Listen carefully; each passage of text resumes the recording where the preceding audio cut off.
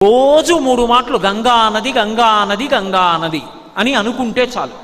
అలా పడుకోబోయే ముందు లేచే ముందు ఒకసారి గంగని స్మరించిన వాడు ఎవరుంటాడో అటువంటి వాడి యొక్క మహాపాతకములను కూడా గంగ తీసేస్తుంది. గంగ పరమశివుడి తల మీద పడేటప్పుడు అహంకరించింది. ఈయనంతటి వాడు ఈడ్చవతల పారేస్తానంది. అదే గంగ తన తప్పు దిద్దుకోవడం ఎలా అనుకుందిట. నమః కపర్దినీచ వ్యుక్త కేశాయ చ, పెద్ద జటాజూటంతో ఉన్న శంకరుడే బోడిగుండుతో శంకరాచార్యుల వారిగా వచ్చాడు. శంకరాచార్యుల వారిగా కాశీపట్టణానికి శంకరులు వస్తూ ఉంటే గంగ కెరటాలు ముందుకొచ్చేట. ఆనాడు నీ శక్తి తెలుసుకోలేక అహంకరించి నెత్తి మీద పడ్డా, ఈనాడు నీ కాళ్ళ మీద పడతానని కెరటాలు ముందుకొచ్చేన కాళ్ళు కడిగేయట. గంగ అంత పవిత్రం.